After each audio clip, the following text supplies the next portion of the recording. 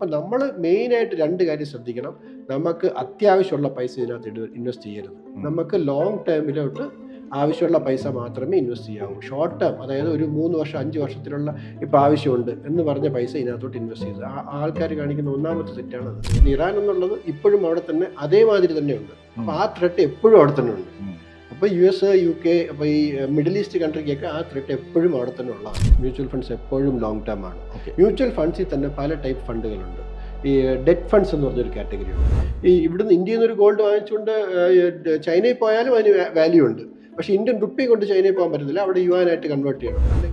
ഇപ്പോൾ ഒരാൾ പറയുകയാണ് നമുക്ക് 12%, 15%, അതെല്ലാം ഫേക്കായിരിക്കും. നോർമൽ കേസിൽ അതായിരിക്കും. അല്ലാതെ വളരെ പാടാണ് ഒരു മാർക്കറ്റിൽ നിന്ന് 15% റിട്ടേൺസ് ഈ നോർമൽ ഈ സ്റ്റോക്ക് മാർക്കറ്റ് പാർട്ടിസിപ്പേഷൻ ഇല്ലാതെ കിട്ടാൻ വേണ്ടിയിട്ട്. അപ്പോൾ പക്ഷേ ചൈനയുടെ ഏറ്റവും വലിയ അഡ്വാൻറ്റേജ് എന്ന് വെച്ചാൽ അവർക്ക് മിനറൽസ്, മെറ്റൽസ് ഇങ്ങനെയുള്ള കുറേ ആധിപത്യമുണ്ട്. ഇന്ത്യക്ക് അതില്ല. അപ്പോൾ നമുക്കിപ്പോൾ 500 രൂപ കയ്യിലുള്ളെങ്കിൽ അല്ലെങ്കിൽ 10,000 രൂപ കയ്യിലുള്ളെങ്കിലും നമുക്ക് ഈ കാര്യങ്ങളെല്ലാം തന്നെ ചെയ്യാൻ പറ്റും. പക്ഷേ അത് ലിമിറ്റഡ് രീതിയിലേ ചെയ്യാൻ പറ്റത്തുള്ളൂ. ഓരോ ആൾക്കാരുടെ റിക്വയർമെന്റ് അനുസരിച്ചിട്ടാണ് അയാളുടെ ഇൻവെസ്റ്റ്മെന്റ് പ്ലാൻ ചെയ്യുന്നത്. നമുക്ക് എമർജൻസി വന്നു കഴിഞ്ഞാൽ പെട്ടെന്ന് തന്നെ, അതായത് ഇപ്പോൾ എമർജൻസി വന്നു കഴിഞ്ഞാൽ നമുക്ക് ആ ചിട്ടി പിടിക്കാം എന്നൊരു ഓപ്ഷൻ ഉണ്ട്. ചിട്ടി പിടിക്കാൻ ഒരുപാട് നൂലാമാലകളുണ്ട്. പക്ഷേ നമ്മൾ അടച്ച നോർമലി ഈ ചിട്ടികളെല്ലാം ഒരു 4%, 5% കൂടുതൽ വർക്കൗട്ട് ചെയ്യുമ്പോൾ നമ്മൾക്ക് നമ്മളെ സംബന്ധിച്ചിടത്തോളം ബാങ്കിൽ കുറച്ച് കീപ്പ് ചെയ്യുക, മ്യൂച്വൽ ഫണ്ടുകളിൽ ഇടുക, പറ്റുന്നുണ്ടെങ്കിൽ കുറച്ച് സ്റ്റോക്ക് വാങ്ങിച്ച് ഹോൾഡ് ചെയ്യുക. ഡേ ടു ഡേ ട്രേഡിംഗ് അല്ല, സ്റ്റോക്ക് വാങ്ങിച്ച് ഹോൾഡ് ചെയ്യുക. ഇങ്ങനെയുള്ള ഒരു ഡൈവേഴ്സിഫൈ ചെയ്ത് പോവുക. ഇതിനോടൊപ്പം തന്നെ നമ്മുടെ പ്രൊട്ടക്ഷനും കൂടെ നമ്മൾ നോക്കണം.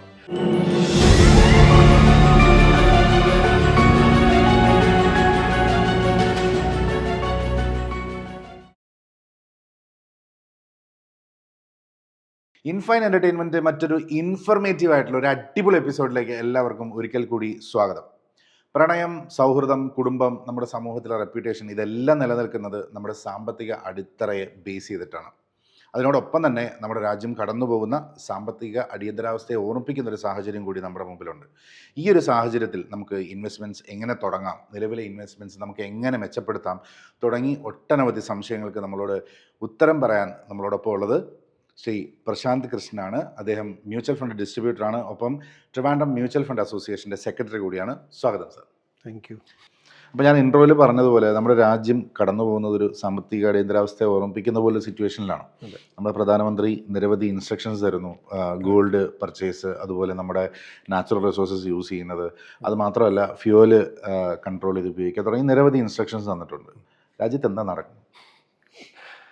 ആക്ച്വലി അതിനെപ്പറ്റി പറയുകയാണെന്നുണ്ടെങ്കിൽ നമുക്ക് ഡേറ്റ വെച്ചിട്ട് വലിയ വലിയ റോക്കറ്റ് സയൻസ് ഒക്കെ പറയാം. പക്ഷേ ഒരു ലേമാന് പറയുന്ന രീതിയിൽ, മനസ്സിലാക്കുന്ന രീതിയിൽ ഞാൻ പറയാൻ ശ്രമിക്കാം. എന്ന് വെച്ചാൽ നമ്മുടെ രാജ്യം മാത്രമല്ല, ഇപ്പോൾ ഗ്ലോബലി എല്ലാ കൺട്രിയും ഒരു അൺസർട്ടൈൻ സിറ്റുവേഷനിലൂടെ കടന്നു പോയിക്കൊണ്ടിരിക്കുകയാണ്. അതായത് വാർ സിറ്റുവേഷൻ. ഒരു വാർ വന്നാൽ എക്കോണമിയെ നല്ലോണം ബാധിക്കും. പല കൺട്രികളിലും റിസഷനിലോട്ട് പോകും. റിസഷനിലോട്ട് പോയി കഴിഞ്ഞ് പിന്നെ നമുക്ക് അതിനെ കൺട്രോൾ ചെയ്യാൻ പാടാണ്. അപ്പോൾ ഇന്ത്യ ഗവൺമെൻറ് നോക്കുന്നതെന്ന് വെച്ചാൽ ഇന്ത്യയിലൊരു റിസഷൻ എന്നൊരു സിറ്റുവേഷൻ വരാതിരിക്കാനുള്ളൊരു സ്റ്റെപ്പാണ് ഇപ്പോൾ അവർ എടുത്തുകൊണ്ടിരിക്കുന്നത്. ഇതിൽ നമ്മൾ അറിയാനുള്ള കുറച്ച് കാര്യങ്ങൾ: എന്താണ് ഡിമാൻഡ് ആൻഡ് സപ്ലൈ, എന്താണ് എക്സ്പോർട്ട് ആൻഡ് ഇമ്പോർട്ട്, എന്താണ് ഫിസിക്കൽ ഡെഫിസിറ്റ് എന്ന് പറഞ്ഞാൽ കുറച്ച് ചെറിയ ടേംസ്, ബേസിക് ആയിട്ടുള്ള ചെറിയ ടേംസ് നമ്മൾ മനസ്സിലാക്കിയാൽ ഇതെന്തുകൊണ്ടാണെന്ന് നമുക്കറിയാം. ഡിമാൻഡ് ആൻഡ് സപ്ലൈ എന്ന് പറഞ്ഞാൽ നമ്മൾ മനസ്സിലാക്കുന്ന രീതി പറഞ്ഞാൽ, ഞാൻ നേരത്തെ ഒരു എക്സാമ്പിൾ പറഞ്ഞ മാതിരി നമ്മുടെ കയ്യിൽ ഒരു 10 മുട്ടയുണ്ട്, 20 ആൾക്കാരും ഉണ്ട്. അപ്പോൾ 20 ആൾക്കാർക്കും അത്രയും ഡിമാൻഡുണ്ട്, ഈ 10 മുട്ടയ്ക്കുള്ള ഡിമാൻഡുണ്ട്. അപ്പോൾ നോർമലി എന്ത് ചെയ്യും, ഈ 10 മുട്ടയുടെ പ്രൈസ് അങ്ങ് കൂടിപ്പോവും. അപ്പോൾ ഇപ്പോഴത്തെ സിറ്റുവേഷൻ ഈ ഡിമാൻഡ് ആൻഡ് സപ്ലൈ ഒരു സൈഡിൽ ഇരിക്കട്ടെ. ഇനി ഇമ്പോർട്ട് ആൻഡ് എക്സ്പോർട്ട് എന്ന് വെച്ചാൽ നമ്മൾ ഇന്ത്യ എന്ന് പറഞ്ഞാൽ ഒരു ഇമ്പോർട്ട് ചെയ്യുന്ന കൺട്രിയാണ്. മേജർ സാധനങ്ങളെല്ലാം, എക്സാമ്പിൾ ക്രൂഡ് ഓയിലാണ് നമ്മുടെ മെയിൻ ഇമ്പോർട്ട്. ഒരു 25% ക്രൂഡ് ഓയിൽ നമ്മൾ ഇമ്പോർട്ട് ചെയ്യുന്നു. ഒരു 10% ഗോൾഡ് നമ്മൾ ഇമ്പോർട്ട് ചെയ്യുന്നു. അതുമാതിരി തന്നെ നമ്മൾ ഫെർട്ടിലൈസേഴ്സ് ഇമ്പോർട്ട് ചെയ്യുന്നു. പിന്നെ ഉള്ളത് കുറേ ഇലക്ട്രോണിക്സ്, ലെതർ, അങ്ങനെയുള്ള ജെംസ്, വലിയ വലിയ പ്ലാന്റ് ആൻഡ് മെഷീനറീസ്, ഇതൊക്കെ നമ്മൾ ഇമ്പോർട്ട് ചെയ്യുന്നു. നമ്മൾ എക്സ്പോർട്ട് ചെയ്യുന്ന സാധനങ്ങൾ എന്തൊക്കെയാണെന്ന് ചോദിച്ചാൽ, നമ്മൾ ഈ വാങ്ങിച്ച ക്രൂഡിനെ കുറച്ചൊക്കെ റിഫൈൻ ചെയ്തിട്ട് നമ്മൾ എക്സ്പോർട്ട് ചെയ്യുന്നുണ്ട്. പിന്നെ ഇപ്പോൾ റീസെൻ്റ് ആയിട്ട് നമ്മളൊരു ഐഫോണിൻ്റെ സ്റ്റോറൊക്കെ തുടങ്ങിയിട്ടുണ്ട്, ഐഫോണിൻ്റെ മാനുഫാക്ചറിങ് ഹബ്ബൊക്കെ തുടങ്ങിയിട്ടുണ്ട്. അപ്പോൾ അങ്ങനെ കുറച്ച് മൊബൈൽ ഫോൺസൊക്കെ എക്സ്പോർട്ട് ചെയ്യുന്നുണ്ട്. പിന്നെ മീറ്റ് എക്സ്പോർട്ട് ചെയ്യുന്നുണ്ട്, ഫിഷ് എക്സ്പോർട്ട് ചെയ്യുന്നുണ്ട്. അപ്പോൾ അങ്ങനെ എക്സ്പോർട്ട് എന്ന് വെച്ചാൽ കമ്പാരിറ്റീവ്ലി കുറവാണ് ഇമ്പോർട്ടിനെ സംബന്ധിച്ചിടത്തോളം. അപ്പോൾ നമ്മുടെ ഒരു രാജ്യത്തിന് നിലനിൽക്കണമെന്നുണ്ടെങ്കിൽ അതിൻ്റെ ഫോറിൻ റിസർവ് വളരെ സ്ട്രോങ് ആയിരിക്കണം. എന്നാൽ മാത്രമേ ഒരു രാജ്യത്തിന് റിസഷനോ എന്തുണ്ടായാലും പിടിച്ചേക്കാൻ പറ്റത്തുള്ളൂ. അപ്പോൾ ഇവിടെ ഗവൺമെൻറ് ഓഫ് ഇന്ത്യ എന്താണ് ട്രൈ ചെയ്യുന്നത് വെച്ചാൽ, നമുക്കിപ്പോൾ ഗോൾഡ് നമ്മളൊരു വർഷം ഏകദേശം 700 to 800 ടൺ ഗോൾഡാണ് ഇന്ത്യക്ക് ആവശ്യം. അത് ജ്വല്ലറി ആയിട്ടായിരിക്കും, അല്ലെങ്കിൽ പല പല സേവിങ്സിനായിട്ടായിരിക്കും, അസറ്റ് മെയിൻറ്റെയിൻ ചെയ്യാനായിരിക്കും. ഇങ്ങനെ 700 to 800 ടൺ ഗോൾഡാണ് നമ്മൾ ഇമ്പോർട്ട് ചെയ്യുന്നത്.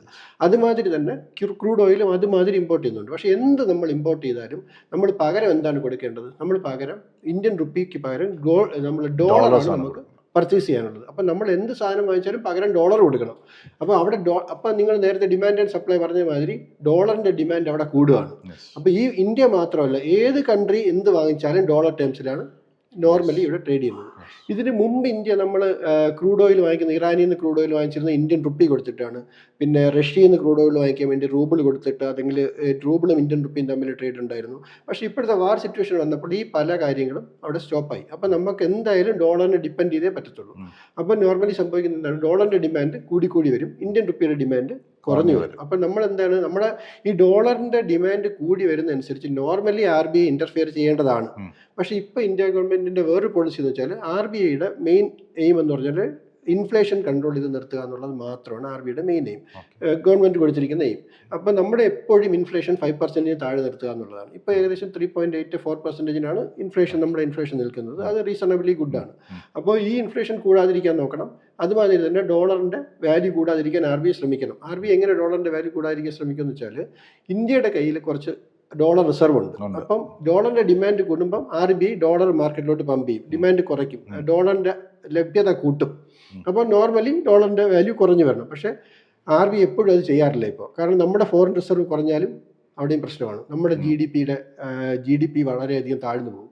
അതുകൊണ്ട് നോർമലി ഇപ്പോൾ ഗവൺമെൻറ് ഓഫ് ഇന്ത്യ പറയുന്നതെന്ന് വെച്ചാൽ, നമുക്ക് 1%, ഇപ്പോൾ ഗവൺമെൻറ്, ഇപ്പോൾ ഫിനാൻസ് മിനിസ്റ്റർ അല്ലെങ്കിൽ നമ്മുടെ പ്രൈം മിനിസ്റ്റർ പറയുന്ന അനുസരിച്ച് ആരെങ്കിലും 1% എങ്കിലും കുറയ്ക്കാൻ പറ്റിയാൽ അതൊരു വലിയ ഹ്യൂജ് ഡിഫറൻസ് ആയിട്ട് നമുക്ക് വരും. അതുകൊണ്ടാണ് അവർ പറയുന്നത് ഗോൾഡിൻ്റെ ഇമ്പോർട്ട് കുറയ്ക്കുക, അല്ലെങ്കിൽ ക്രൂഡ് ഓയിലിന് നമ്മൾ ട്രാവൽ ചെയ്യാതിരിക്കുക എന്ന് വെച്ചാൽ നമ്മുടെ ക്രൂഡ് ഓയിൽ, നമ്മുടെ പെട്രോളിയത്തിൻ്റെ കൺസപ്ഷൻ കുറയും.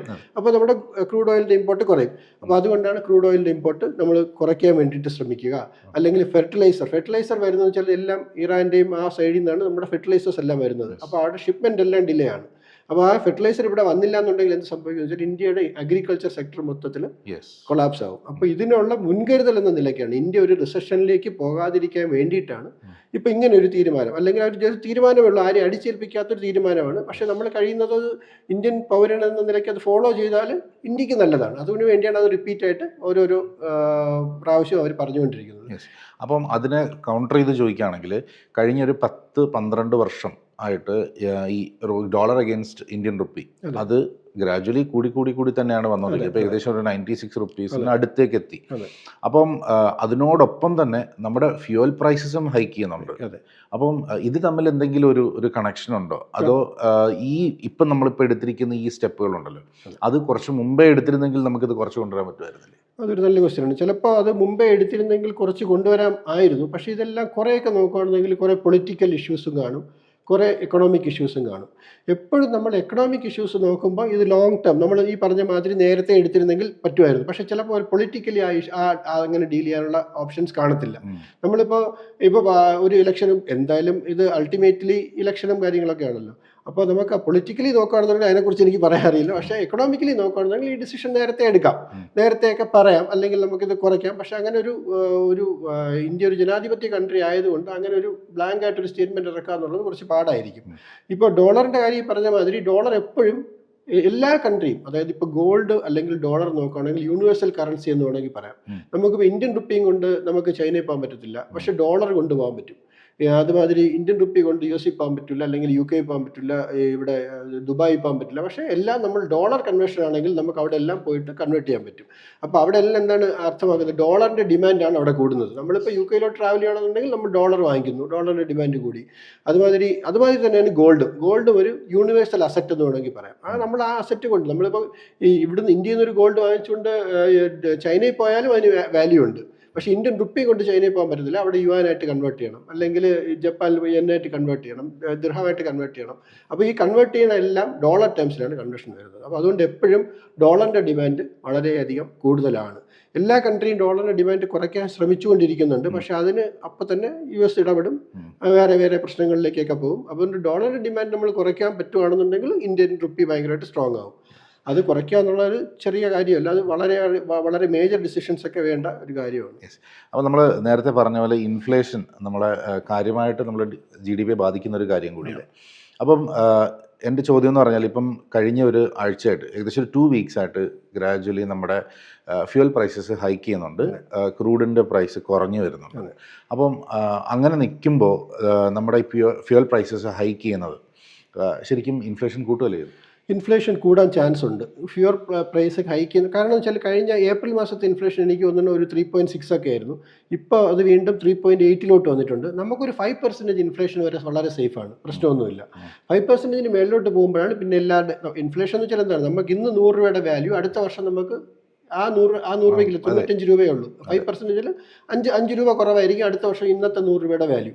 അപ്പോൾ ഈ ഇൻഫ്ലേഷനെ ഈ ലെവലിൽ കൺട്രോൾ ചെയ്യുകയും വേണം. എന്നാൽ ഡിഫ്ലേഷനിലോട്ടും പോകാൻ പാടില്ല, ഓവർ ഇൻഫ്ലേഷനിലോട്ടും പോകാൻ പാടില്ല. അതാണ് ഇപ്പോൾ RBIയുടെ പോളിസി. അപ്പോൾ അതങ്ങനെ നിലനിർത്തുക എന്ന് പറഞ്ഞത് കുറച്ച് പാടുള്ള പരിപാടിയാണ്. അപ്പം ഇപ്പം നിലവിൽ നമ്മൾ ഈ ഒരു സാഹചര്യം ശരിക്കും ഈ വെസ്റ്റ് ഏഷ്യൻ കൺട്രീസ് നടക്കുന്ന ഒരു ക്രൈസിസ് ആണോ, അതോ അമേരിക്കൻ പോളിസീസ് ആണോ, അതോ നമ്മുടെ മറ്റെന്തെങ്കിലും ഒരു സാമ്പത്തിക അടിയന്തരാവസ്ഥ നമ്മൾ ഫേസ് ചെയ്യുന്നുണ്ടോ?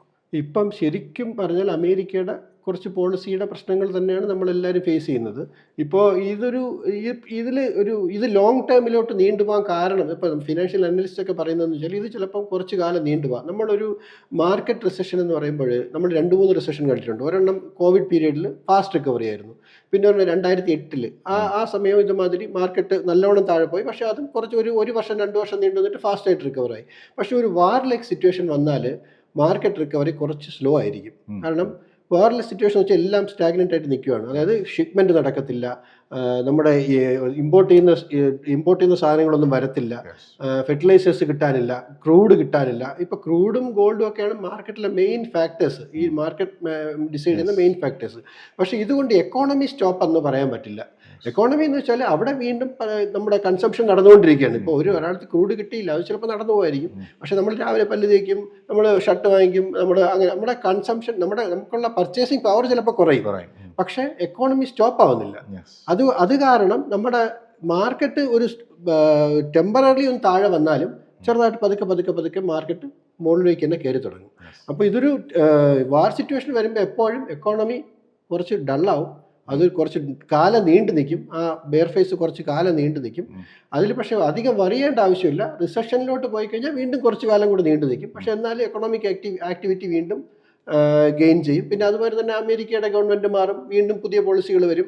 പിന്നെ എല്ലാ കൺട്രിയും എപ്പോഴും ഒരു ടൈറ്റ് സിറ്റുവേഷനിൽ ഇരിക്കത്തില്ല. ഇന്ത്യയെക്കാളും വേസ്റ്റ് സിറ്റുവേഷൻ ഫീൽ ചെയ്യുന്ന കൺട്രീസ് ഒക്കെ തന്നെയാണ് അമേരിക്ക, ബാക്കി UK എല്ലാം ഇന്ത്യയെക്കാളും വേസ്റ്റ് സിറ്റുവേഷനാണ് ഫീൽ ചെയ്തുകൊണ്ടിരിക്കുന്നത്. പക്ഷേ അവർക്കൊക്കെ നമ്മളെക്കാളും കുറച്ചുകൂടെ കാശുണ്ട്, കുറച്ചുകൂടെ പർച്ചേസിങ് പവറുണ്ട്. അപ്പോൾ അത് കാരണം അവർ പിടിച്ചിരിക്കുന്നതാണ്. അപ്പോൾ ഇന്ത്യയെ പോലെ തന്നെ ഇന്ത്യയെക്കാളും ദരിദ്ര കൺട്രികളെല്ലാം ഇതിനേക്കാളും ഒക്കെ സഫർ ചെയ്തുകൊണ്ടിരിക്കുകയാണ്. ഈവൻ ശ്രീലങ്ക, ബംഗ്ലാദേശ്, പാകിസ്ഥാൻ ഇതൊക്കെ ഇന്ത്യയെക്കാളും ഭയങ്കരമായിട്ട് സഫർ ചെയ്തുകൊണ്ടിരിക്കുകയാണ്. അപ്പോൾ ആ ക്വസ്റ്റ്യൻ വെച്ച് നോക്കുകയാണെന്നുണ്ടെങ്കിൽ ഈ ഒരു ടെമ്പററി ഫേസാണ്. നോർമൽ കേസിൽ വിത്തിൻ 1 or 2 ഇയർ ഇത് റിക്കവറായി പോകും. പക്ഷേ ഇതിലുള്ള ഏറ്റവും ഒരു പ്രശ്നം കൂടെ ഉള്ളത്, ഇപ്പോൾ ഇറാനാണല്ലോ അമേരിക്ക മെയിനായിട്ട് ആക്രമിക്കുന്നത്. ഇറാൻ എന്നുള്ളത് ഇപ്പോഴും അവിടെ തന്നെ അതേമാതിരി തന്നെ ഉണ്ട്. അപ്പോൾ ആ ത്രെട്ട് എപ്പോഴും അവിടെ തന്നെ ഉണ്ട്. അപ്പോൾ US, UK, അപ്പോൾ ഈ മിഡിൽ ഈസ്റ്റ് കൺട്രിക്കൊക്കെ ആ ത്രെട്ട് എപ്പോഴും അവിടെ തന്നെ ഉള്ളതാണ്. അതുകൊണ്ട് ചിലപ്പോൾ അവിടെയൊക്കെ വീണ്ടും റിസഷനിലോട്ടും തിരിച്ച് റിക്കവറി ആവാം. ഓക്കെ, ആ ഒരു ഇൻ്റർനാഷണൽ അഫയേഴ്സിനെ പറ്റി നമ്മൾ സംസാരിക്കുമ്പോൾ ഡോളർ, ഇന്ത്യൻ റുപ്പി, യുവാൻ തുടങ്ങി നിരവധി കറൻസീസ് ഉണ്ട്. അതിൽ ഇപ്പം നിലവിൽ ഞാൻ വായിച്ചൊരു ആർട്ടിക്കിൾ പ്രകാരം യുവാൻ കുറച്ചുകൂടെ എമർജ് ചെയ്യുന്നതായി കാണുന്നുണ്ട്. അതായത് ഈ വെസ്റ്റ് ഏഷ്യൻ കൺട്രീസ് പലരും യുവാനിൽ പർച്ചേസ് ചെയ്യാൻ അവർ വില്ലിങ് ആവുന്നുണ്ട്. അപ്പം അത് നമ്മുടെ ഇന്ത്യൻ റുപ്പിയെ അത് കാര്യമായി ബാധിക്കാൻ സാധ്യതയുണ്ട്. അത് കാര്യമായിട്ട് ബാധിക്കാൻ ചാൻസ് ഉണ്ട്. പിന്നെ നമ്മുടെ ഒരു പ്രശ്നം വെച്ചാൽ നമ്മുടെ എല്ലാം ഒരു ഓപ്പൺ എക്കോണമിയാണ്. പക്ഷെ ചൈന എന്ന് പറയുമ്പോൾ അങ്ങനെ ഓപ്പൺ എക്കോണമി അല്ല. ചൈനയിൽ എന്ത് നടക്കുന്നു എന്നുള്ളത് നമുക്ക് അവിടെ നടക്കുന്നതിൻ്റെ ഒരു 20% മാത്രമേ പുറം ലോകം അറിയുന്നുള്ളൂ. അവിടെ കൺസംഷൻ, അവിടെയും ശരിക്കും പറഞ്ഞാൽ റിയൽ എസ്റ്റേറ്റ് ഒക്കെ ഡൗൺ ആണെന്നാണ് പറയപ്പെടുന്നത്. പക്ഷെ നമുക്കത് ആധികാരികമായിട്ടൊരു രേഖയില്ല. അപ്പോൾ പക്ഷെ ചൈനയുടെ ഏറ്റവും വലിയ അഡ്വാൻറ്റേജ് എന്ന് വെച്ചാൽ അവർക്ക് മിനറൽസ്, മെറ്റൽസ് ഇങ്ങനെയുള്ള കുറേ ആധിപത്യമുണ്ട്. ഇന്ത്യക്ക് അതില്ല. അപ്പോൾ പിന്നെ അവർക്ക് തന്നെ ക്രൂഡ് ഓയിലും ഉണ്ട്. പിന്നെ അവർ തന്നെ പല കൺട്രിയിലും ക്രൂഡ് ഓയിൽ എക്സ്പ്ലോർ ചെയ്യുന്നുണ്ട്. അപ്പോൾ അവരെല്ലാം യുവാനിലാണ് ട്രേഡ് ചെയ്യുന്നത്. അതൊക്കെ യുവാൻ സ്ട്രോങ് ആകാൻ വേണ്ടിയിട്ട് ഒരു കാരണം തന്നെയാണ്. ഇന്ത്യൻ റുപ്പി വീക്ക് ആവാനും കാരണമാകും. ഇപ്പോൾ ഇന്ത്യയും ചൈനയും തമ്മിലും ട്രേഡ് സ്റ്റാർട്ട് ചെയ്തിട്ടുണ്ടെന്ന് പറയുന്നുണ്ട്, ഈ ഇന്ത്യൻ റുപ്പിയിലും യുവാനിലും. പക്ഷേ അത് എത്രത്തോളം ആധികാരികം ഉണ്ടെന്ന് അറിയത്തില്ല. അപ്പം എൻ്റെ ക്വസ്റ്റ്യൻ്റെ ഒരു കൗണ്ടർ പാർട്ട് എന്ന് പറയുന്നത് ഈ യുവാൻ്റെ എമർജിങ് നമ്മുടെ ഈ ഇന്ത്യൻ റുപ്പി എഗെയിൻസ്റ്റ് ഡോളർ എന്നുള്ള സാധനം മാറിയത് ഇന്ത്യൻ റുപ്പി എഗെയിൻസ്റ്റ് യുവാൻ അങ്ങനെ വരാൻ സാധ്യത, അങ്ങനെ വരാൻ ചാൻസ് ഉണ്ട്. പക്ഷെ അതിനൊരിക്കലും അമേരിക്ക സമ്മതിക്കത്തില്ല. കാരണം നമ്മളിപ്പോൾ നോക്കുന്നത് ചൈനയിൽ നിന്ന് ഇമ്പോർട്ട് ചെയ്യുന്ന കാര്യം മാത്രമാണ്. പക്ഷെ നമ്മൾ അമേരിക്കയിൽ നിന്ന് ഇഷ്ടംമാതിരി ഇമ്പോർട്ട് ചെയ്യുന്നുണ്ട്. നമ്മൾ ഇമ്പോർട്ട് ചെയ്യുന്നതിൽ ഫിസിക്കൽ ഗുഡ്സ് മാത്രമല്ല, സർവീസ് ഇൻഡസ്ട്രിയിലും മെയിനായിട്ട് അമേരിക്ക നമ്മൾ ഡിപ്പെൻഡ് ചെയ്യുന്നുണ്ട്. അതായത് നമ്മളിപ്പോൾ പല IT കമ്പനികൾ പലതും അവിടെയാണ്. പിന്നെ നമ്മൾ IBM, ഗൂഗിള്, ഇതല്ലേ നമ്മളിപ്പോൾ ഒരു ഗൂഗിൾ യൂസ് ചെയ്യുന്നെങ്കിൽ അത് അമേരിക്കൻ പ്രോഡക്റ്റ് ആണ്. അപ്പോൾ ആ ഡോളർ അവിടെ കൺവേർട്ട് ആവുകയാണ്. നമ്മൾ ഗൂഗിളിൽ ഒരു അഡ്വർടൈസ്മെൻറ്റ് കാണുക, ഡോളർ കൺവേർട്ട് ആവുകയാണ്. അപ്പോൾ നമ്മൾ ഒരിക്കലും ചൈന, നമുക്കിപ്പോൾ എല്ലാ കൺട്രിയും ഡിപ്പെൻഡ് ചെയ്ത് പോകാനേ പറ്റത്തുള്ളൂ. അപ്പോൾ നമ്മൾ അതനുസരിച്ചിട്ട് ഇന്ത്യൻ റുപ്പി എന്തായാലും ഈ ഒരു ലെവലിലൊക്കെ തന്നെ കുറേ കാലം കൂടെയൊക്കെ പോകുമായിരിക്കണം. അതിനല്ലെങ്കിൽ ഇന്ത്യ ഗവൺമെൻറ് സ്ട്രോങ് ആയിട്ടുള്ള മെഷേഴ്സ് എടുക്കണം. അല്ലെങ്കിൽ ഇപ്പോൾ ഈ ക്രൂഡ് ഓയിൽ വാങ്ങിക്കുന്നത് എല്ലാവരും ഡോളർ ടേംസിലാണ്. യു എസും മിഡിൽ ഈസ്റ്റുമായിട്ടുള്ള ടൈപ്പാണത്. അത് മാറ്റിക്കഴിഞ്ഞാൽ ചിലപ്പോൾ എന്തെങ്കിലും വ്യത്യാസം ഉണ്ടാകും. കാരണം ഇറാനെ ഇപ്പോൾ സഹായിക്കുന്നത് കൊണ്ട് മിഡിൽ ഈസ്റ്റ് കൺട്രികൾ ആ ഒരു ഡോളർ ടേംസിൽ നിന്ന് മാറ്റി എല്ലാവരും അവരവരുടെ കൺട്രിയുടെ കറൻസി ഉപയോഗിക്കാം എന്നുള്ളൊരു ടേംസ് വന്നാൽ ചിലപ്പോൾ ഇന്ത്യൻ റുപ്പി കുറച്ചുകൂടെ അഡ്വാൻറ്റേജ്. ഇപ്പോൾ ഈ കഴിഞ്ഞ ഒരു 2 വീക്സ് ആയിട്ട് നമ്മൾ കണ്ടുവരുന്ന ഈ ഒരു ഫ്യൂവൽ പ്രൈസ് ഹൈക്ക്, അത് ശരിക്കും നമ്മുടെ ഇന്ത്യൻ സിറ്റിസൻസിൻ്റെ ഒരു പർച്ചേസിങ് കപ്പാസിറ്റി അത് ഭയങ്കരമായി ബാധിക്കുന്നുണ്ട്. നമ്മുടെ ഡെയിലി എക്സ്പെൻസസ് കൂടുന്നുണ്ട്. അതിനോടൊപ്പം തന്നെ ഇപ്പോൾ ഈ വെസ്റ്റ് ഏഷ്യൻ കൺട്രിയിൽ നടക്കുന്ന ഈ ക്രൈസിസ് ശരിക്കും നമുക്ക് വിദേശത്ത് നിന്ന് വരുന്ന അതായത് റെമിറ്റൻസസും കാര്യമായി ബാധിച്ചിട്ടുണ്ട്. അപ്പം അത് ഒരു കാര്യമായിട്ടുള്ള ഫിനാൻഷ്യൽ ക്രൈസിസിലേക്ക് പോകും. ഫിനാൻഷ്യൽ ക്രൈസിസിലോട്ട് പോകാനുള്ള ചാൻസസ് കുറവാണ്. കാരണം ഓൾറെഡി അതിനുള്ള സ്റ്റെപ്സ് ഒക്കെ എടുത്തു തുടങ്ങിയിട്ടുണ്ട്. പിന്നെ ക്രൂഡ് ഓയിൽ നമ്മളിപ്പോൾ ഇതിന് മുമ്പും ക്രൂഡ് ഓയിൽ 118 പോയിട്ടുണ്ട് ഇതിന് മുമ്പുള്ള അവസ്ഥയിൽ. പക്ഷേ ഇത്തവണ അത്രയൊന്നും ക്രൂഡ് ഓയിൽ പോയിട്ടില്ല. പിന്നെ ഇപ്പോൾ ഇന്ത്യയിലെ കുറേയൊക്കെ റഷ്യയിൽ നിന്ന് വാങ്ങിക്കുന്നുണ്ട്, വേറെ സ്ഥലങ്ങളിൽ നിന്ന് വാങ്ങിക്കുന്നുണ്ട്. അതുകൊണ്ട് ക്രൂഡ് ഓയിൽ ഏകദേശം 110 സ്റ്റേബിൾ ആവുമെന്നാണ് നോർമലി പറയുന്നത്. ഇപ്പോൾ റീസെൻ്റായിട്ട് വീണ്ടും 100 താഴെയാണ് വന്നിട്ടുള്ളത്. അപ്പോൾ അതിനെക്കുറിച്ചിട്ട് വലിയ അറിയേണ്ട ആവശ്യമില്ല എന്നുള്ളതാണ്. പിന്നെ ഇതുമാതിരി പ്രൈസ് കൂടിയാൽ എന്തായാലും നോർമൽ പർച്ചേസിങ് പവറിനെ ബാധിക്കും. ഈ പർച്ചേസിങ് പവറിനെ ബാധിക്കുമ്പം ഏറ്റവും കൂടുതൽ അഫക്റ്റ് ചെയ്യുന്ന ഒരു സെക്ടറാണ് നമ്മുടെ ഇൻവെസ്റ്റ്മെൻറ്റ് മേഖല. അപ്പം നമ്മുടെ സേവിങ്സ് പലപ്പോഴും അത് നമുക്ക് ബ്രേക്ക് ചെയ്ത് നമുക്ക് എടുക്കേണ്ടി വരുന്നു. അപ്പം ആ ഒരു ക്രൈസിസിനെ നമ്മൾ എങ്ങനെ മാനേജ് ചെയ്യും? നോർമലി നമ്മൾ കണ്ടുവരുന്നതെന്ന് വെച്ചാൽ ഇന്ത്യയിലുള്ള ആൾക്കാർ നമ്മുടെ ഇൻവെസ്റ്റ്മെൻറ്റ്സ് തന്നെ നോക്കാം. പലരും ഇൻവെസ്റ്റ്മെൻറ്റ്സിലോട്ട് നമ്മുടെ ഈ ടോട്ടൽ പോപ്പുലേഷൻ്റെ ഏകദേശം 3% മാത്രമേ ഈ സ്റ്റോക്ക് മാർക്കറ്റ് അല്ലെങ്കിൽ അതർ ഇൻവെസ്റ്റ്മെൻറ്റ് ഓപ്ഷൻസിലോട്ട് വന്നിട്ടുള്ളൂ. ടോട്ടൽ ഇന്ത്യയുടെ പോപ്പുലേഷൻസിൻ്റെ 3% പോലും ഇല്ല. അതൊരു എനിക്കൊരു FD അങ്ങനെയുള്ള കാര്യങ്ങൾ ഒഴിച്ചു നിർത്തിയാൽ ബാക്കിയുള്ള അതർ തേർഡ് പാർട്ടി ഫിനാൻഷ്യൽ പ്രോഡക്ട്സിലോട്ട് ആൾക്കാർ വന്നിരിക്കുന്നത് ഏകദേശം ലെസ് ദാൻ 3% ആണ്. അപ്പോൾ അങ്ങനെയുള്ള ആൾക്കാർക്ക് ആദ്യം ഈ നോർമൽ കേസിൽ ഞാനൊരു പൗരനാണ്, എനിക്ക് ഇങ്ങനെയുള്ള കണ്ടിജൻസി സിറ്റുവേഷൻ മാനേജ് ചെയ്യാൻ വേണ്ടിയിട്ട് ഞാൻ ചെയ്യേണ്ട കാര്യം എന്ന് വെച്ചാൽ എനിക്ക് ഒരു 2 അല്ലെങ്കിൽ 3 മാസത്തെ മിനിമം 2 മാസത്തെ എക്സ്പെൻസ് എങ്കിലും എൻ്റെ ബാങ്കിൽ ലിക്വിഡായിട്ട് കീപ്പ് ചെയ്യുക. ബാങ്കിൽ അല്ലെങ്കിൽ ലിക്വിഡ് ഫണ്ടുകളിൽ, ഡെറ്റ് ഫണ്ടുകളിൽ അതിൽ ലിക്വിഡായിട്ട് കീപ്പ് ചെയ്യുക. പിന്നെ അതർ ദാൻ അടുത്ത ഓപ്ഷൻസാണ് നമ്മുടെ ഇൻവെസ്റ്റ്മെൻറ്റ്സിലോട്ട് പോകാനുള്ളത്. അപ്പോൾ നോർമലി ഇവിടുത്തെ ആൾക്കാർ നോർമലി ചെയ്യുന്നതെന്ന് വെച്ചാൽ അങ്ങനെ ഒരു സംഭവമേ അവർക്കില്ല. ഇപ്പോൾ എല്ലാവരും ക്രെഡിറ്റിലാണ് ജീവിക്കുന്നത്. അപ്പോൾ അത് കുറച്ചാൽ മാത്രമേ ഈ ഒരു സിറ്റുവേഷൻ മാറ്റാൻ പറ്റത്തുള്ളൂ. ഇപ്പം ക്രെഡിറ്റ് എന്ന് പറഞ്ഞൊരു വാക്ക് എനിക്ക് പെട്ടെന്ന് ഹുക്ക് ചെയ്യുന്നത്, ഇപ്പം ക്രെഡിറ്റ് കാർഡ്സ് ഏറ്റവും കൂടുതൽ യൂസ് ചെയ്യുന്നത് എനിക്ക് തോന്നുന്നു യൂത്ത് കാര്യമായി ഫിനാൻസ് കൺട്രോൾ ചെയ്യുന്ന ഈ ഒരു ക്രെഡിറ്റ് കാർഡ് ബേസ് ചെയ്തിട്ടാണ്. ക്രെഡിറ്റ് കാർഡ് ഫണ്ട് റോൾ ചെയ്യുക. അപ്പം അതൊരു നല്ല ശീലമാണോ? അതൊരു നല്ല ശീലമാണെന്ന് ഞാനിപ്പോൾ ഒരു കാര്യം പറയാം. നമ്മളൊരു ഫിനാൻഷ്യൽ പ്ലാനിങ് എന്ന് പറയുന്നത് ഒരാളുടെ കയ്യിരിക്കുന്ന പൈസ എങ്ങനെ അയാൾക്ക് ഇരട്ടിച്ചു കൊടുക്കുക എന്നുള്ളതല്ല ഫിനാൻഷ്യൽ പ്ലാനിങ്. ഒരാളുടെ കയ്യിൽ ഇപ്പോൾ അൻസലിൻ്റെ കയ്യിൽ കുറച്ച് കാശുണ്ട്, ആ കാശിനെ എങ്ങനെ നല്ലവണ്ണം വിനിയോഗിക്കുക. അതായത് ഇപ്പോൾ അൻസലിന് ഇപ്പോൾ സപ്പോസ് ഒരു 25 years ആയി. അപ്പോൾ ഈ അടുത്തിനി ഒരു കല്യാണം കഴിക്കുന്നു, കുട്ടികളാവുന്നു, അടുത്ത് ഒരു നമ്മുടെ റിട്ടയർമെൻറ്റ് ഏജ് വരെ അല്ലെങ്കിൽ റിട്ടയർമെൻറ്റ് കഴിഞ്ഞിട്ട് കുട്ടികൾക്ക് വേണ്ടി നമ്മളെങ്ങനെ നമ്മുടെ കയ്യിലുള്ള കോർപ്പസ് ചെയ്യാം എന്നുള്ളൊരു ഫുൾ പ്ലാനിങ് ആണ് ഫിനാൻഷ്യൽ പ്ലാനിങ്. അല്ലാതെ അൻസലിൻ്റെ കയ്യിൽ ഇപ്പോൾ ഒരു 10,000 രൂപയുണ്ട്, ഞാൻ അതിന് 20,000 രൂപ ആക്കി തരുന്നത് ഒരു ഫിനാൻഷ്യൽ പ്ലാനിങ് അല്ല. അപ്പോൾ നമുക്ക് വേണ്ടതെന്ന് വെച്ചാൽ ഇപ്പോൾ എനിക്ക് എന്താണ് വേണ്ടത്, എനിക്ക് എൻ്റെ മന്ത്ലി എക്സ്പെൻസ് എനിക്ക് മീറ്റ് ചെയ്ത് പോകണം. അതിന് വേണ്ടിയിട്ട് എന്ത് ചെയ്യണം, മന്ത്ലി എക്സ്പെൻസ് ചിലപ്പോൾ 1 മാസം എനിക്ക് സാലറി ഇല്ലെങ്കിലും അത് മീറ്റ് ചെയ്യണം, അല്ലെങ്കിൽ 5 മാസം സാലറി ഇല്ലെങ്കിലും എനിക്ക് മീറ്റ് ചെയ്യേണ്ടതായിട്ടുണ്ട്. അപ്പോൾ നോർമലി ഒരു 6 മാസത്തെ നമ്മുടെ ഒരു കോർപ്പസ് ഉണ്ടാക്കണം. നമുക്ക് കണ്ടിൻജൻസി എക്സ്പെൻസസ് മീറ്റ് ചെയ്യാൻ വേണ്ടിയിട്ട് ഒരു 6 മാസത്തെ ഒരു കോർപ്പസ് എപ്പോഴായാലും നമുക്ക് എപ്പോൾ എടുക്കാൻ പറ്റും ആ രീതിയിൽ ഉണ്ടാക്കേണ്ടിയിരിക്കുന്നു. അപ്പോൾ ഇത് ഇല്ലാത്ത ആൾക്കാരാണ് നോർമലി ക്രെഡിറ്റിലോട്ട് പോകുന്നത്. നമുക്ക് പെട്ടെന്ന് തന്നെ ഒരു ക്രെഡിറ്റ് കാർഡിലോട്ട് പോകുന്നത്. പിന്നെ വേണ്ടതെന്ന് വെച്ചാൽ നമ്മുടെ ലൈഫ് സെക്യൂർ ആയിരിക്കണം. അതായത് എനിക്കിപ്പോൾ എന്തെങ്കിലും പറ്റിയാൽ എൻ്റെ കുടുംബം എൻ്റെ കുടുംബത്തിന് പിന്നെ വേറെ ഒരു ഡിപ്പെൻഡൻസി ഉണ്ടാവരുത്. അപ്പോൾ അതിന് വേണ്ടിയിട്ട് നമ്മളൊരു ടേം പ്ലാൻ ഇൻഷുറൻസ് പ്ലാൻ എടുത്ത് വെച്ചിരിക്കണം. നമുക്ക് എത്രയാണോ നമ്മുടെ നെറ്റ് വർത്ത് എത്രയാണെന്ന് അനലൈസ് ചെയ്തിട്ട് അതനുസരിച്ചിട്ടുള്ള ഒരു ഇൻഷുറൻസ് പ്ലാൻ നമുക്ക് വേണം. പിന്നെ എപ്പോഴും എല്ലാവർക്കും സംഭവിക്കാവുന്നതാണ് ഹോസ്പിറ്റലിലാവുക. അപ്പോൾ അതിന് വേണ്ടിയിട്ട് നമുക്കൊരു മെഡിക്കൽ ഇൻഷുറൻസ് അഡീക്വേറ്റ് ആയിട്ട് കവറായിട്ടുള്ള ഒരു നല്ലൊരു മെഡിക്കൽ ഇൻഷുറൻസ് എടുത്ത് വയ്ക്കണം. അപ്പോൾ അതിന് ശേഷമാണ് നമ്മൾ സേവിങ്സ് സ്റ്റാർട്ട് ചെയ്യാനുള്ളത്, മനസ്സിലായില്ല. പിന്നെ നമുക്ക് സേവിങ്സ് ആണ് ആദ്യം. ഈ കണ്ടിജൻസി ഫണ്ടൊക്കെ മീറ്റ് ചെയ്തതിന് ശേഷം നമ്മളൊരു സേവിങ്സ് മെൻറ്റാലിറ്റിയിലോട്ട് പോകണം. അതായത് മന്ത്ലി ഇപ്പോൾ ഇതെല്ലാം കൂടെ മനസ്സിൽ ചോദിക്കും, എനിക്ക് ഇത്രയൊക്കെ ചെയ്യാനുള്ള പൈസ എൻ്റെ ഉണ്ടായിരുന്നെങ്കിൽ പക്ഷേ ഇതെല്ലാം ഈവൻ 100 രൂപ വെച്ച് മന്ത്ലി വെച്ചിട്ടാണെങ്കിൽ നമുക്ക് ചെയ്യാൻ പറ്റും. അത് ആദ്യം നമ്മൾ ഇതിനകത്തേക്ക് അറിയാവുന്ന ആൾക്കാരുടെ ആരുടെയെങ്കിലുമൊക്കെ ഒരു സഹായം തേടിയിട്ട് ഇപ്പോൾ 10,000 രൂപയുണ്ട്, എനിക്ക് എങ്ങനെ മന്ത്ലി ഇതെല്ലാം മീറ്റ് ചെയ്ത് പോകാമെന്ന് ചോദിക്കും. പറ്റും. നമുക്കൊരു 200 രൂപ കൊടുത്തിട്ട് വേണമെങ്കിലും ടേം പ്ലാൻ എടുക്കാം. നമുക്ക് ആ ടേം പ്ലാൻ നമുക്ക് ഇപ്പം നമ്മുടെ നെറ്റ് വർത്ത് ചിലപ്പോൾ 1 ലക്ഷം രൂപ ഉണ്ടായിരിക്കത്തുള്ളൂ. അടുത്ത വർഷം നമ്മൾ വീണ്ടും നമ്മൾ ഓരോ വർഷം കഴിയുന്നതോടെ നമ്മൾ ഇമ്പ്രൂവ് ആയി പോയിക്കൊണ്ടിരിക്കും. അപ്പോൾ നമുക്ക് ഈ ടേം പ്ലാനും നമുക്ക് കൂട്ടി കൊണ്ടുവരാം. അപ്പോൾ നമ്മുടെ ഇൻവെസ്റ്റ്മെൻറ്റും കൂട്ടി കൊണ്ടുവരാം. ആദ്യം നമുക്കൊരു ചെറിയ സ്റ്റെപ്പ് എടുത്ത് തുടങ്ങിയാൽ മാത്രമേ നമുക്ക് വലിയ ഗോൾസിലോട്ട് എത്തത്തുള്ളൂ. അപ്പോൾ നമുക്കിപ്പോൾ 500 രൂപ കയ്യിലുള്ളെങ്കിൽ അല്ലെങ്കിൽ 10,000 രൂപ കയ്യിലുള്ളെങ്കിലും നമുക്ക് ഈ കാര്യങ്ങളെല്ലാം തന്നെ ചെയ്യാൻ പറ്റും. പക്ഷേ അത് ലിമിറ്റഡ് രീതിയിലേ ചെയ്യാൻ പറ്റത്തുള്ളൂ. അത് ഫ്യൂച്ചറിലോട്ട് ക്ഷമ വേണം. ഫ്യൂച്ചറിലോട്ട് കൊണ്ടുപോയിക്കൊണ്ടിരിക്കുന്നതോറും അത് കൂടിക്കൊണ്ടിരിക്കും. നമുക്ക് ഏറ്റവും കൂടുതൽ ഇല്ലാത്ത സാധനം ക്ഷമയാണ്. അപ്പം ഇൻവെസ്റ്റ്മെൻ്റ് എന്ന് പറയുമ്പോൾ നമ്മൾ ഏറ്റവും കൂടുതൽ കേൾക്കുന്നത് മ്യൂച്വൽ ഫണ്ട്, SIP തുടങ്ങി പല ടേമുകൾ നമുക്ക് ഗോൾഡിൽ ഇൻവെസ്റ്റ് ചെയ്യുന്നവരുണ്ട്, ലാൻഡിൽ ഇൻവെസ്റ്റ് ചെയ്യുന്നവരുണ്ട്, I mean real estate investments ഉണ്ട്.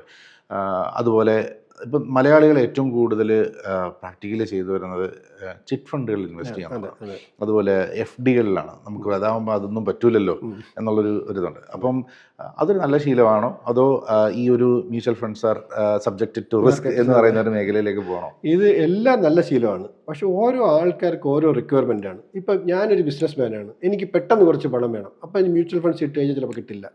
അപ്പോൾ ചിലപ്പോൾ ഞാൻ എന്ത് ചെയ്യും, ചിറ്റ് ഫണ്ട്സിലോട്ട് പോകും. ചിറ്റ് ഫണ്ട്സ് നല്ലതല്ല, അല്ലെങ്കിൽ അതിൽ ഇൻവെസ്റ്റ് ചെയ്യരുത് എന്ന് പറയാൻ നമുക്ക് പറ്റില്ല. കാരണം അത് നമ്മളൊരു 50,000 റുപ്പീസിൻ്റെ മന്ത്ലി ചിട്ടി ചേർന്നു.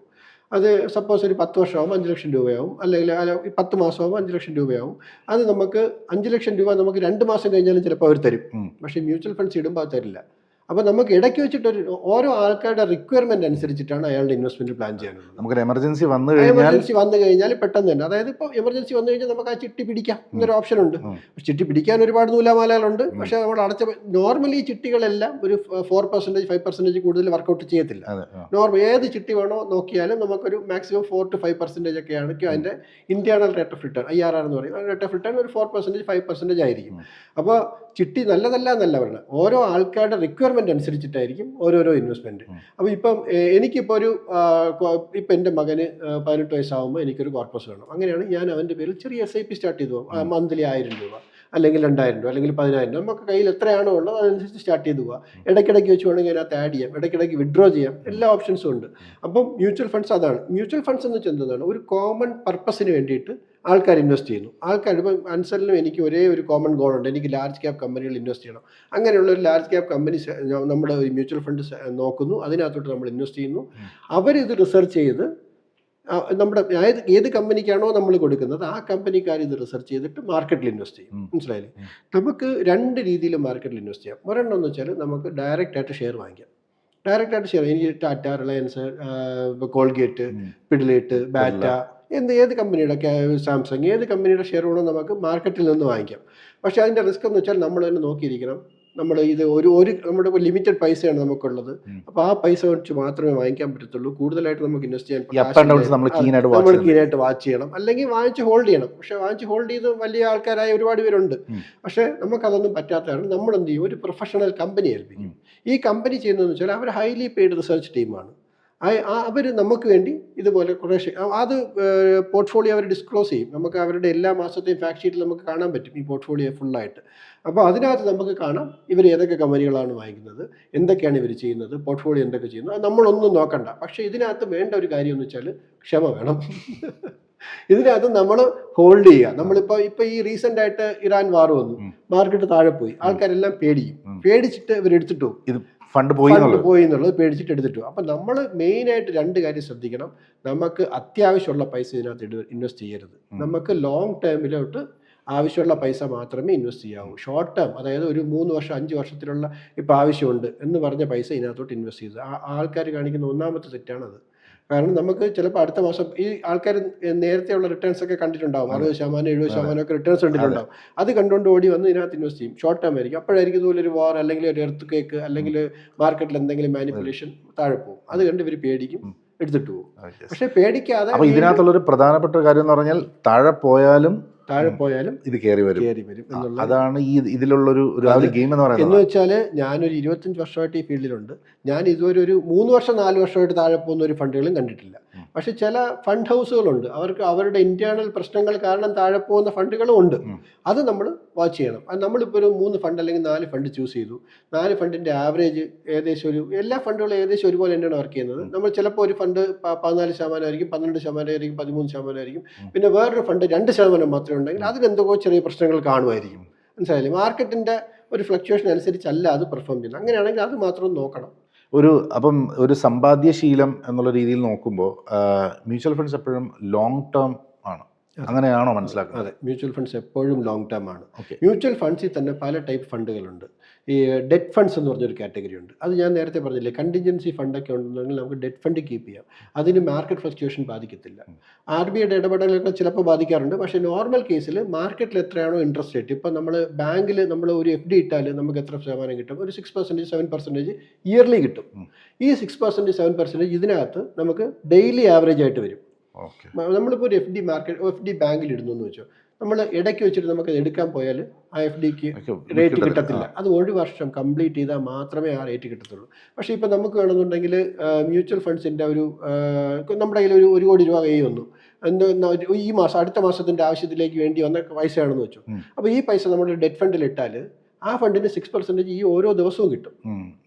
മനസ്സിലായില്ല? അപ്പൊ നമ്മൾ ഒരു മാസം കഴിയുമ്പോൾ അതിനെന്തായാലും ഒരു നല്ലൊരു എമൗണ്ട്, പക്ഷെ അത് ബാങ്കിൽ കൊണ്ടിട്ടാൽ നമുക്കൊന്നും കിട്ടത്തില്ല. അപ്പം ഓഡിയൻസ് ചോദിക്കുന്ന ചോദ്യം, ഈ എന്തെങ്കിലും ഒരു മാർക്കറ്റ് ഫ്ലക്ച്വേഷൻ വന്നത് താഴെ പോകാൻ നോർമലി ചാൻസ് ഇല്ല. പക്ഷെ mutual funds are subject to market risk എന്ന് പറഞ്ഞ ടാഗ്ലൈൻ ഇതിലും വരണം. കാരണം എന്ന് വെച്ചാൽ ചിലപ്പോൾ RBIയുടെ ഇത് താഴെ പോയ സിറ്റുവേഷൻ ഞാൻ കണ്ടിട്ടുണ്ട്. താഴെ പോയ RBIയുടെ ചില ഇടപെടലുകൾ കാരണം ചിലപ്പോൾ ഇത് ചെറുതായിട്ടൊന്ന് ഡൗൺ ആവാം. പക്ഷെ അങ്ങനെ നോർമൽ കേസിൽ വരില്ല. അല്ലാത്ത കേസിലെല്ലാം ഇത് നോർമലി ഒരു 6 to 7% money market fund, liquid fund, ultra short term fund, ഈ ഫണ്ടുകളെല്ലാം നോർമലി ഇങ്ങനെ ഒരു. അപ്പോൾ ഈ ഒരു ഷോർട്ട് ടേം ഇൻവെസ്റ്റ്മെന്റ് ചെയ്യുമ്പോൾ ഈ ഫ്ലക്ച്വേഷൻ, അതായത് ഇപ്പോൾ നമുക്കിപ്പോൾ ഈ പറഞ്ഞ പോലെ ഒരു 3 മന്ത്സിലേക്കാണ് നമ്മൾ ഇട്ടു. ഫോർ എക്സാമ്പിൾ ഈ 1 crore നമ്മൾ ഇടുന്നു, ഈ ഒരു പറഞ്ഞ പോലെ ഒരു ഡൗൺ വന്നു കഴിഞ്ഞാൽ അവിടെ നമുക്ക് ലോസ് അല്ലേ? അങ്ങനെ നോർമലി വരാൻ ചാൻസ് വളരെയധികം കുറവാണ്. ഒരു 80% to 90% അങ്ങനെ ഒരു ലോസ് വരില്ല. അങ്ങനെ ലോസ് വന്നിട്ടില്ലേ എന്ന് ചോദിച്ചാൽ ലോസ് വന്നിട്ടുണ്ട്. RBI ചിലപ്പോൾ അവരുടെ CRR കുറയ്ക്കുമ്പോഴും അങ്ങനെയുള്ള ചില കേസുകളിൽ മാത്രം അങ്ങനെ ഒരു ചെറിയ കേസ് വന്നിട്ടുണ്ട്. പക്ഷെ അത് എപ്പോഴും വരുന്ന സിറ്റുവേഷൻ അല്ല. അങ്ങനെ വളരെയധികം സേഫ് ആയിട്ടുള്ള ഇൻവെസ്റ്റ്മെന്റ് ഓപ്ഷൻസ് ആണ് അതൊക്കെ. നമ്മൾ നിരവധി ഇൻവെസ്റ്റ്മെന്റ് ഓപ്ഷനുകളെ പറ്റി പറഞ്ഞു. അതുപോലെ തന്നെ ബാലൻസ് ചെയ്ത് നമ്മുടെ ലോക്കൽ മാർക്കറ്റിൽ പല ഇൻവെസ്റ്റ്മെന്റ് ഓപ്ഷൻസും ആൾക്കാർക്ക് ഓപ്പണായി കിടപ്പുണ്ട്. അത് പല കമ്പനികളിൽ ഇൻവെസ്റ്റ് ചെയ്യുന്നു, ഗോൾഡ് ജ്വല്ലറികളിൽ ഇൻവെസ്റ്റ് ചെയ്യുന്നു. പിന്നീട് അത് ഒരു ഫ്രോഡാണെന്നോ അല്ലെങ്കിൽ ഒരു തട്ടിപ്പാണെന്നോ ഒക്കെ നമ്മൾ തിരിച്ചറിയുന്ന ഒരു സാഹചര്യമൊക്കെ ഉണ്ട്. അപ്പം അതിന് ശരിക്കും ഒരു അവയർനെസ് ആണോ വേണ്ടത്, അതോ ശരിക്കും ആ ഒരു ക്യാമ്പയിനിൽ പലരും പെട്ടുപോകുന്നതാണോ, അതോ ഈ ഏതെങ്കിലും തരത്തിലുള്ള മാർക്കറ്റ് ഫ്ലക്ച്വേഷൻസ് കൊണ്ട് ഈ കമ്പനികൾ താഴെ പോകുന്നതാണോ? എന്താണ് അതിൻ്റെ ഒരു ഫാക്ട്? നോർമലി ആൾക്കാർക്ക് കുറച്ച്, നമ്മളായാലും ശരി, നമുക്ക് കുറച്ച് ഗ്രീഡുണ്ട്. നമുക്കിപ്പോൾ കയ്യിൽ ഒരു 1000 രൂപ ഇരിക്കുമ്പോൾ നമുക്കത് 2000 രൂപ എവിടെന്നെങ്കിലും ആക്കാൻ പറ്റുമോ നമ്മൾ എപ്പോഴും നോക്കിക്കൊണ്ടിരിക്കും. അത് സേഫായിട്ടുള്ള വേയിൽ കൂടെ ആണെന്നുണ്ടെങ്കിൽ കുറച്ച് ടൈം എടുത്തേ ആകത്തുള്ളൂ. ബാക്കിയുള്ള ഇപ്പോൾ ഒരാൾ പറയുകയാണ് നമുക്ക് 12% 15%, അതെല്ലാം ഫേക്കായിരിക്കും. നോർമൽ കേസിൽ അതായിരിക്കും. അല്ലാതെ വളരെ പാടാണ് ഒരു മാർക്കറ്റിൽ നിന്ന് 15% റിട്ടേൺസ് ഈ നോർമൽ ഈ സ്റ്റോക്ക് മാർക്കറ്റ് പാർട്ടിസിപ്പേഷൻ ഇല്ലാതെ കിട്ടാൻ വേണ്ടിയിട്ട്. പക്ഷേ എന്നും പറഞ്ഞ് നമ്മൾ എല്ലാം കൊണ്ട് സ്റ്റോക്ക് മാർക്കറ്റിൽ ഇടുക എന്നുള്ള അല്ല എൻ്റെ അർത്ഥം. നമുക്ക് എപ്പോഴും ഡൈവേഴ്സിഫൈ ചെയ്ത് തന്നെ പോകണം. നമുക്ക് എപ്പോഴും കുറച്ച് പോർഷൻ FDയിൽ വേണം, കുറച്ച് പോർഷൻ റിയൽ എസ്റ്റേറ്റിൽ വേണം, കുറച്ച് പോർഷൻ ഗോൾഡിൽ വേണം, കുറച്ച് പോർഷൻ ഇക്വിറ്റി മ്യൂച്വൽ ഫണ്ട്സിൽ വേണം, കുറച്ച് പോർഷൻ ഡെറ്റ് മ്യൂച്വൽ ഫണ്ട്സിൽ വേണം. ഇപ്പോൾ തന്നെ മ്യൂച്വൽ ഫണ്ട്സുകളിൽ ഒരുപാട് കാറ്റഗറി ഉണ്ട്. ഇപ്പോൾ നമുക്ക് കാശുകാരായിട്ടുള്ള കസ്റ്റമർ ആണെന്നുണ്ടെങ്കിൽ അവർക്ക് ആൾട്ടർനേറ്റ് ഇൻവെസ്റ്റ്മെന്റ്സ് ഒരുപാട് ഓപ്ഷൻസ് ഉണ്ട്. SIF, AIF, അങ്ങനെ ഒരുപാട് ഓപ്ഷൻസ് അവർക്ക് വേറെയും ഉണ്ട്. പക്ഷെ നോർമൽ കേസ് സാധാരണക്കാരനുള്ള നമ്മളെ സംബന്ധിച്ചിടത്തോളം ബാങ്കിൽ കുറച്ച് കീപ്പ് ചെയ്യുക, മ്യൂച്വൽ ഫണ്ടുകളിൽ ഇടുക, പറ്റുന്നുണ്ടെങ്കിൽ കുറച്ച് സ്റ്റോക്ക് വാങ്ങിച്ച് ഹോൾഡ് ചെയ്യുക, ഡേ ടു ഡേ ട്രേഡിംഗ് അല്ല, സ്റ്റോക്ക് വാങ്ങിച്ച് ഹോൾഡ് ചെയ്യുക, ഇങ്ങനെയുള്ള ഒരു ഡൈവേഴ്സിഫൈ ചെയ്ത് പോവുക. ഇതിനോടൊപ്പം തന്നെ നമ്മുടെ പ്രൊട്ടക്ഷനും കൂടെ നമ്മൾ നോക്കണം. നമ്മുടെ ടേം പ്ലാൻ എടുത്ത് വയ്ക്കുക, മെഡിക്കൽ ഇൻഷുറൻസ് കീപ്പ് ചെയ്യുക, അങ്ങനെയുള്ള കാര്യങ്ങളൂടെ നമ്മൾ നോക്കിയാൽ ഒരാൾ സേഫായിട്ട് ജീവിച്ചു പോകാൻ പറ്റും. അത് നമ്മൾ മലയാളികൾ അല്ലെങ്കിൽ ഇന്ത്യക്കാർ പറയുന്ന ഒരു ബേസിക് ആയിട്ടുള്ളൊരു കാര്യം, പണക്കാർ പണക്കാരായിക്കൊണ്ടിരിക്കുന്നു, പാവപ്പെട്ടവർ പാവപ്പെട്ടവരായി. അത് ഇത് തമ്മിലുള്ളൊരു എന്താ പറയുക ഇൻവേഴ്സ്ലി പ്രൊപ്പോർഷണൽ ആയിട്ടുള്ള ഫോർമുല കൊണ്ടാണ്. അത് ഞാൻ പറഞ്ഞുതരാം. അതൊരു കോമൺ ലോ ആണ്. കോമൺ ആയിട്ട് ഇപ്പം തന്നെ അൻസലിൻ്റെ കയ്യിൽ ഒരു 1 കോടി രൂപയുണ്ട്, വെറുതെ ബാങ്കിലിടുന്നു. എൻ്റെ കയ്യിൽ 10,000 രൂപയുള്ളൂ, ഞാനും വെറുതെ ബാങ്കിലിടുന്നു. അടുത്ത വർഷം ആലോചിച്ചു അൻസലിൻ്റെ കയ്യിൽ എത്ര രൂപയാവും? 10% ഇൻട്രസ്റ്റ് വെച്ചിട്ടായാലും 1 കോടി 10 ലക്ഷം ആവും. എൻ്റെ കയ്യിലിരിക്കുന്നത് 11,000 രൂപയാവും. മനസ്സിലായില്ലേ? ഒന്നും ചെയ്യാതിരുന്നാൽ നമ്മൾ വെറുതെ ഒരു ബാങ്കിൽ ഇപ്പോൾ ഒരു പണക്കാരനായ ഒരാൾ ഒരു കുറച്ച് പൈസ വെറുതെ ബാങ്കിലിട്ടാലും അടുത്ത വർഷം ഇൻട്രസ്റ്റ് മാത്രം തന്നെ അയാൾക്ക് ഒരു ക്രോർസാണ് മാറുന്നത്. അപ്പോൾ ഞാൻ വെറുതെ ഒരു 10,000 രൂപ ബാങ്കിലിട്ടാലും എൻ്റെ കയ്യിൽ മാറുന്നത് 1,000 രൂപ 2,000 രൂപ ആയിരിക്കുള്ളൂ. നോർമൽ കേസിൽ അങ്ങനെയാണ് വരുന്നത്. പക്ഷേ ഇത് ഇപ്പോൾ എനിക്കും ഇതുപോലെ ആവണം എന്നുള്ളൊരു ചിന്ത എനിക്കുണ്ടെങ്കിൽ അടുത്ത വർഷം ഞാൻ ആവത്തില്ല. അടുത്ത വർഷം ആകാൻ വേണ്ടി ശ്രമിച്ചാൽ ഉള്ളതെല്ലാം കൂടെ പോകാനും ചാൻസ് ഉണ്ട്. ചിലപ്പോൾ നമ്മൾ എന്തെങ്കിലും അക്കൗണ്ടൊക്കെ കയറിപ്പോയാൽ. പക്ഷെ അങ്ങനെയല്ല, അടുത്ത വർഷം ആവണമെന്നുണ്ടെങ്കിൽ ഞാനിതിനെ പതുക്കെ ഗ്രോ ചെയ്ത് നമ്മൾ ഓരോ വർഷവും നമ്മൾ എന്തായാലും എല്ലാ മനുഷ്യരും ഇപ്പം നമ്മുടെ തന്നെ പാസ്റ്റ് നോക്കിയാൽ നമ്മൾ പണ്ടത്തെ സിറ്റുവേഷൻ അല്ല ഇപ്പോഴും. എല്ലാവരും അത് തന്നെ ആയിരിക്കും. നമ്മൾ പറയുമെങ്കിലും എല്ലാവരും നോർമൽ കേസിൽ പണ്ടത്തെ സിറ്റുവേഷൻ അല്ല, അവർ ഭയങ്കരമായിട്ട് ഇമ്പ്രൂവ് ആകത്തുള്ളൂ. 90% ആൾക്കാരും ഇമ്പ്രൂവ് ആവുകയാണ് വരുന്നത്. അപ്പോൾ നമ്മൾ ഓരോ വർഷം കഴിയുന്നതോറും നമ്മൾ ഇമ്പ്രൂവ് ആകുന്നതനുസരിച്ച് നമ്മൾ ഇതിനകത്തോട്ട് സേവിങ്സ് കൂട്ടിക്കൊണ്ടിരുന്നാൽ നോർമൽ കേസിൽ നമുക്ക് നല്ലൊരു നമ്മുടെ ഒരു റിട്ടയർമെൻറ്റ് ഏജും അല്ലെങ്കിൽ നമുക്ക് ആവശ്യമുള്ള സമയത്ത് നമുക്ക് കാര്യമായിട്ട് ചെലവാക്കാൻ പറ്റും. പറഞ്ഞു തീരാത്ത ഒരുപാട് വിശേഷങ്ങൾ ഇപ്പോഴും പെൻഡിങ് ആണ്. അപ്പം നമുക്ക് ബാക്കി വളരെ സീരിയസ് ആയിട്ടുള്ള മാറ്റേഴ്സ് നമ്മൾ അടുത്ത എപ്പിസോഡിലേക്കാണ്. അപ്പോൾ നമുക്ക് അടുത്ത എപ്പിസോഡിൽ കാണാം.